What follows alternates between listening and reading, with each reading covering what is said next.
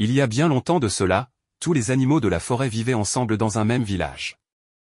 À l'approche de la saison sèche, Gueuille, la panthère, décida de partir avec toute sa famille au campement de pêche, un endroit propice pour pêcher et capturer du poisson en abondance.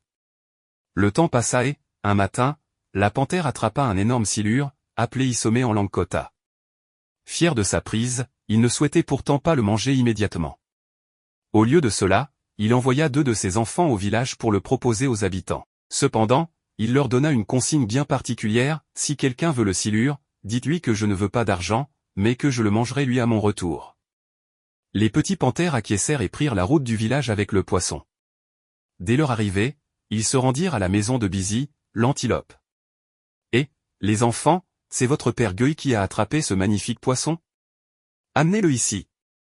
Combien en veut-il? Demanda Busy.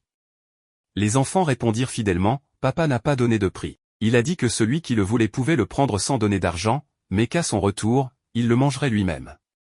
À ces mots, Busy fit un pas en arrière, secoua la tête et refusa immédiatement. Les enfants poursuivirent alors leur chemin et répétèrent la même proposition à Bodjongo, le Citatinga, puis à Yobo la civette, Inji la genette, Bala la nandini, Lobois le chat doré, Mwenjele la mangouste, Djia le gorille et enfin Niaté le buffle. Tous réagirent comme l'antilope, ils refusèrent catégoriquement, comprenant que ce poisson leur coûterait bien plus cher qu'ils ne l'imaginaient.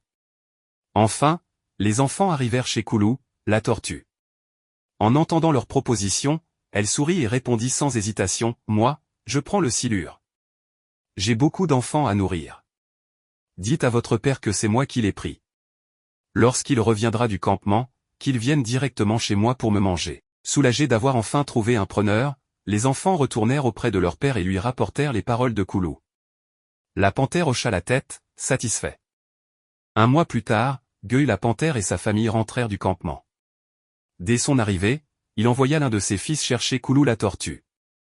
Dis-lui que je suis fatigué et qu'il ne doit pas avoir peur. Le jeune panthère trouva la tortue et lui transmit le message. Mais la tortue, sans se troubler, répondit, je sais. Dis à ton père que je n'ai pas peur, mais là, je pars à la rivière avec ma femme. À mon retour, j'irai le voir. Le temps passa, et toujours aucune trace de Koulou. Lassée d'attendre, la panthère décida d'aller elle-même la chercher. Lorsqu'il arriva chez elle, la panthère trouva Koulou en train de faire chauffer un paquet au feu. Une odeur alléchante s'en dégageait. L'homme qui doit mourir, meurt avec le ventre bien rempli, déclara la tortue. Je sais que tu vas me tuer, mais laisse-moi d'abord manger mon paquet. La panthère, gourmande, ne put s'empêcher de renifler l'air avec envie. Koulou, dis-moi ce qu'il y a dans ton paquet. Mais la tortue, malicieuse, le fit languir, ah, si tu savais. Si tu manges ça, tu oublieras tout ce que tu dois faire. Moi, je n'ai pas besoin d'aller au campement, tous les jours, mes pièges attrapent de la bonne viande. Intriguée, la panthère s'assit, impatiente. Koulou continua son stratagème. Pour gagner du temps, elle envoya d'abord un de ses enfants chercher du petit manioc dans la corbeille au-dessus du fumoir. Puis un autre, puis un autre. En réalité, elle les faisait partir un à un pour les mettre en sécurité dans la forêt. Quand toute sa famille eut disparu, la tortue répéta la même ruse avec sa femme. Puis, voyant que la panthère était toujours absorbée par l'odeur du paquet, elle s'agita soudainement. Bon, Gueuille. J'ai envoyé tout le monde chercher du manioc, mais ils sont trop lents. Attends-moi, je vais le chercher moi-même. Sans attendre, la tortue s'éclipsa, pour ne jamais revenir. La panthère attendit longtemps, mais la tortue ne revint pas comprenant enfin qu'elle avait été dupée, elle se leva en rugissant de rage. D'accord, Koulou. Tu as fui, mais le jour où je te retrouverai, je te ferai sortir de ta carapace et je te mangerai. Furieux, il récupéra le fameux paquet et rentra chez lui. Lorsqu'il l'ouvrit, il découvrit des noix de palme. Il avait été berné du début à la fin. Depuis ce jour, Gueuille, la panthère, traque la tortue partout dans la forêt, espérant un jour prendre sa revanche.